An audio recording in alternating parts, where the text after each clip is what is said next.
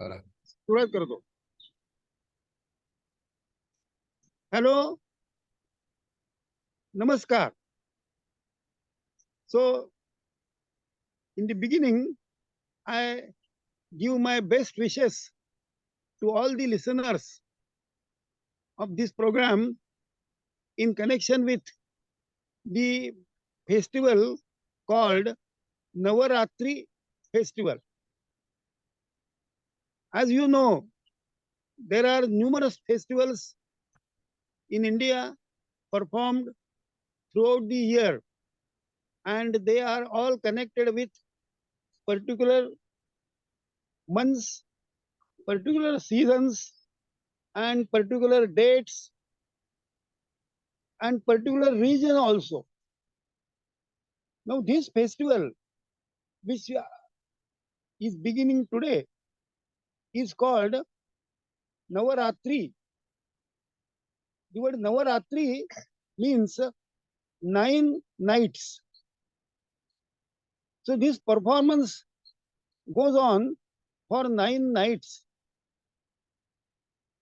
This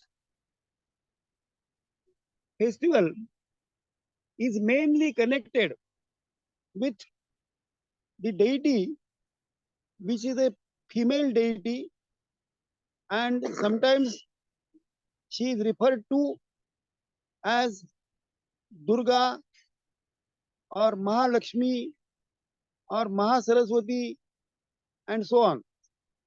So there are different 9 forms in which this feminine deity exhibits herself, and there are many temples throughout India where this deity is given different forms of Mahalakshmi, Mahasaraswati, Durga, etc. There are many temples in all parts of India, and there this celebration is carried out. At the domestic level also, many people establish a kind of jar, earthen jar in the house, in which there is some water, and in the cover of that jar, some earthen clay is placed, and some grains are put in that earthen clay, and some water is added. During the 9 days, slowly we get some fresh parts of this grain, and it starts growing a little. This earthen jar is called ghata in Sanskrit, and the word ghata sthapana literally means establishment of an earthen jar. So this is a beginning, and this goes on for 9 days, and at the end of 9 days, that is on the 10th day, all this is thrown in a river or a big pond or any other water source which one has nearby. Now, every day, a man who is a worshipper, he adds one garland of flowers to the deity, and the number increases every day. So on the first day, there is one garland. Then on the second day, there are 2 garlands. Then on the third, there are 3 garlands, and so on. So in this way, the number of garlands increases. These garlands are prepared out of the flowers which are available in this season, and they are beautifully decorated, and the scene is very beautiful in one's own house. In between, there are some other festivals. For example, on the fifth day, there is a specific performance which is in honor of the female deity called Lalita. So Lalita Panchami, that is the fifth day in honor of Lalita, it is also celebrated there. In some parts of India, one more festival is added during this 9-day performance called Navaratri. Generally, it starts from the seventh day and ends on the 10th day. The basic rule is that the deity is invited on a constellation called Shravana in Sanskrit. So basically, she is invited on a constellation called Mool, and she is given a send off on Shravana constellation. So approximately 3 to 4 days, this performance goes on. There is a sentence in Sanskrit which reads as follows: Mulena avahayet devim Shravanena visarjayet. It means one should invite the deity on the constellation called Mool, and one should end the performance on the constellation called Shravana. And the constellation here is to be taken in the sense of the connection of moon with a particular constellation. That is the day on which moon is situated on Moola Nakshatra, that is Moola constellation. The festival starts, the deity is invited, she is established, and next 2 days there are the worships performed, and when the moon will be situated on Shravana constellation, a send off will be given to this deity, namely Durga or some form of it. In this way, the festival is performed mainly in the regions in Bengal and some other parts of the country like Orissa, Assam, etc. But in Maharashtra, this performance is done for the 9 days, and during these days, every day, some sweets are offered to the deity. The devotees, they observe fast for 9 days. Of course, technically, one should observe fast. That means one should not eat any food at all. One should not take anything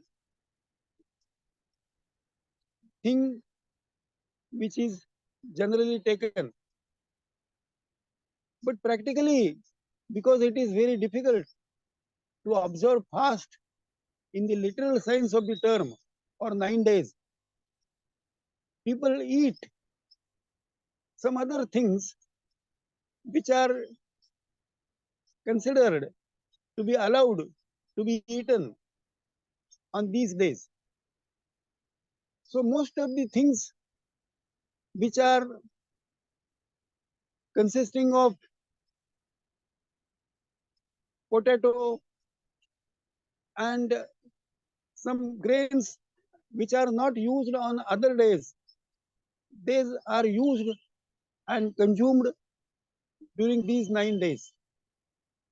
Milk and milk products are also allowed to be consumed during these days. So some people drink only milk, some people add some sugar to it, some people add some dry fruits, and so on. But strictly speaking, they are expected to observe fast on these 9 days. And when at the end of 9 days, all the celebration is over, then only one should take some food, and that day is called Vijaya Dashmi, that is the day of victory. And this day is also called in Hindi Dasara, or in Marathi it is called Dasara, but it is connected with the Sanskrit word Dashah, that is a group of 10 days. So that is the last day of this ceremony. And in this way, the whole performance comes to an end. During these 10 days, there are numerous cultural programs which are held in front of the deity. For example, there may be sometimes programs of classical music or some other kind of music, some drama performances, or sometimes even some other programs like mimicry and so on. So, in this way, every night these performances go on. On the 8th day, there is one more specific rite which is performed by women in Maharashtra. Some women, they take an earthen jar in their hand. Some smoke is produced out of some fragrant things from that jar.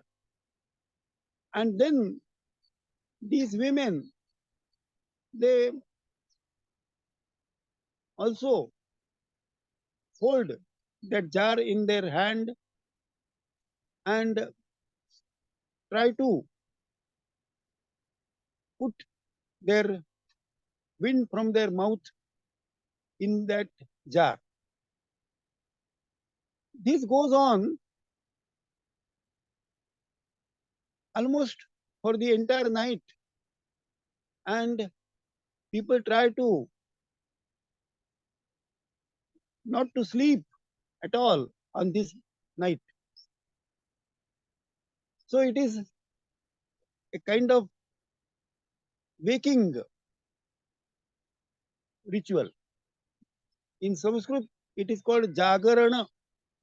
The act of Jagarana means not to sleep, to remain awake and go on worshipping that deity continuously.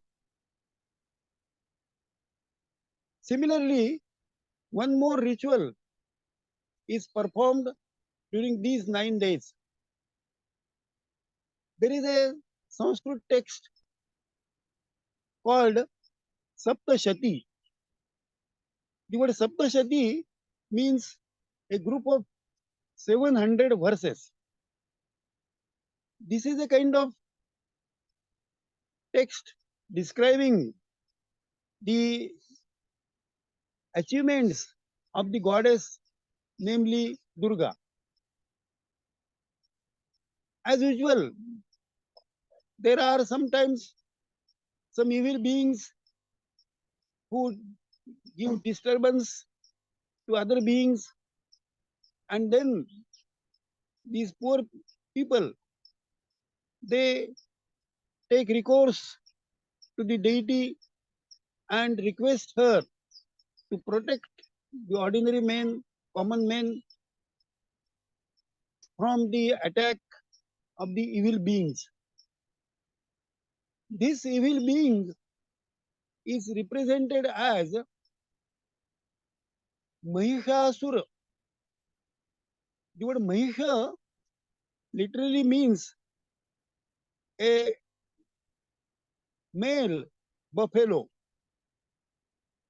So perhaps there was a male buffalo who was trying to disturb people, or a demon might have taken the form of male buffalo and it was out of control. So people requested the deity like Durga to protect the common men from this evil being called Mahisha or male buffalo. And Durga had to fight with this demon. There were also some other demons. Durga destroyed and killed all the demons, and ultimately she became victorious and she established peace among the people because she killed the demon in the form of male buffalo. This deity is sometimes described as Mahishasura Mardini, the deity who destroys the evil being or a demon in the form of male buffalo.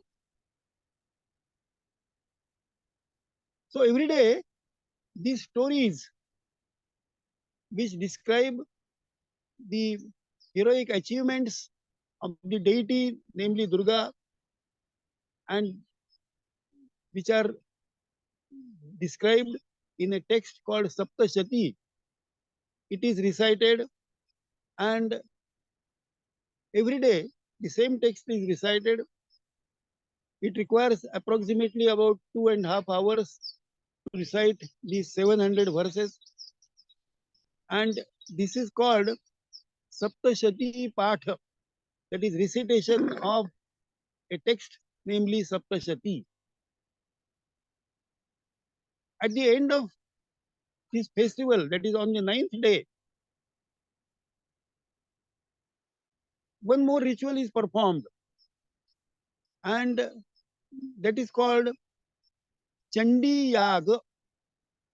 The word Chandi again is the name of Durga, and Yaga means the act of offering some material in the fire in honor of a deity.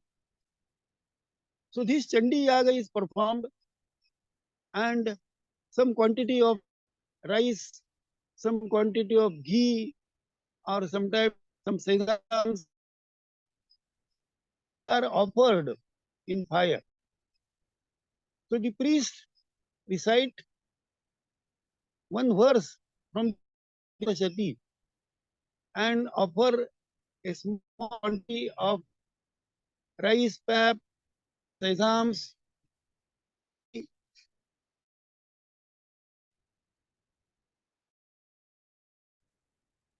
approximately 700 offerings are made. And this act of offering something in fire is called yaga. The word yaga is connected with the Sanskrit root yaja, and we have also some other words like yajna or yajana, etc., which are derived also from the root yaj. So this ritual is performed.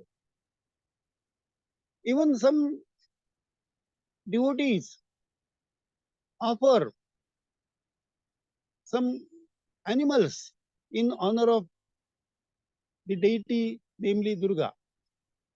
Mainly he goats or sometimes a male buffalo also are killed and their parts of their bodies are offered in fire in honor of this deity called Durga or Mahishasuramardini. Of course, there are some people in India who are vegetarians and they are also followers of non-violence. They do not kill animals. They offer only some vegetarian products in fire and in this way try to perform this ritual. Of course, everything depends upon one's faith, one's ability, and availability of time and other resources. So it depends upon the person concerned to perform this ritual and in how many details this should be performed, that also depends upon his ability. So in this way, for 9 days, this ritual is performed and therefore the whole celebration is called Navaratra or Navaratri festival. On the 10th day, which I mentioned, which is called Vijaya Dashami,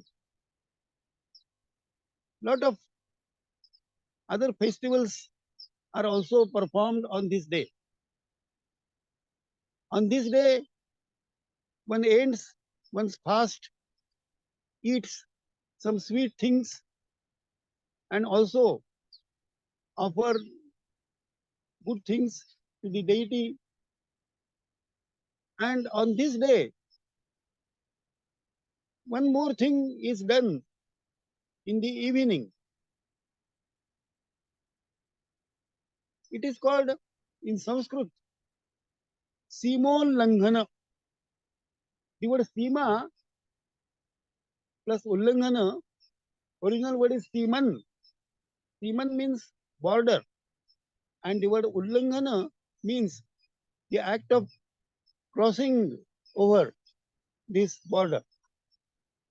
So the idea is that one should cross the border of one's own kingdom and enter into the kingdom of one's enemy who is situated nearby and attack upon him and try to get victory on this enemy. So it is a symbol of starting war or battles because earlier there is rainy season and now at the time of this Navaratri festival, rainy season is practically over and it is possible now to have some expeditions, attacks on the enemy, to carry out some battles, etc. This is possible. So one should cross the border, go to the land of enemy, and at least take away something from the land of the enemy. And particularly as a symbol of this winning, some leaves of a particular tree and are brought. Really speaking, one should go to the land of the enemy, try to get some money, try to get some gold, and distribute that gold, that money among the people in one's own kingdom. Now, of course, this is not done, but still people go slightly out of their village, a little further they go and try to get leaves of some trees, particular trees, and come back, and they call these leaves gold. And to give mutually these leaves symbolically is considered as giving gold to each other. Similarly, on this day, a student also starts his learning, and therefore, in the morning, the students who want to study, they start their learning, they at least try to write one or two letters on the slate with the help of some pencil. And the main letter, which is a symbol of goddess Lakshmi, is Shri. So one tries to write Shri, and then one also further writes Ganeshaya Namaha. That is salutation to Lord Ganesha.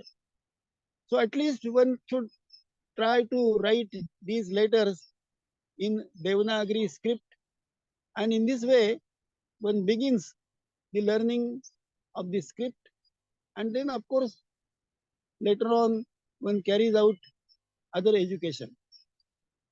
So in this way, this day, namely Vijayadashmi, has twofold significance: beginning of learning, and of course beginning of battles. Now one more thing which we have to note in connection with Navaratri and Vijayadashmi is that in the area in India which is mainly Hindi speaking area, a particular drama is performed, and this drama is based upon Ramayana, and the story of Rama is enacted. So for 9 days, some portion from the story of Ramayana is enacted, and on the last day, that is Vijayadashmi day, one celebrates the victory of Rama over Ravana, because it is supposed that Rama became victorious. He killed Ravana on the 10th day of this festival, namely Vijayadashmi. And that Vijaya, that is victory, represents the victory of Rama over Ravana. And in Hindi speaking area, particularly in northern part of India, this drama is performed, and at the end of the festival, that is on the 10th day, they prepare a huge image of Ravana and burn it. Sometimes they keep some crackers also in that image. So there is a large sound, and also the act of burning fire and so on. And people enjoy this festival. So in this way, Vijayadashmi is performed throughout the northern India. There may be some differences of celebration in different parts of India according to the local customs, but everywhere the deity in the female form is celebrated and worshipped. In Gujarat, Also, women dance on these 9 days, and that dance is called Garba. So there may be some local customs in different parts of India, and the Indian people who are staying now outside India, they are also performing this festival in accordance with their own abilities and interests. So, in short, we can say that this is a very important and great festival, and it creates a lot of joy among the people. So, I once more give my best wishes to all the listeners who are participating and listening to this lecture, and I wish them happy Navaratri festival and happy Vijayadashmi. So thank you all for this program and giving attention to this program. Thank you.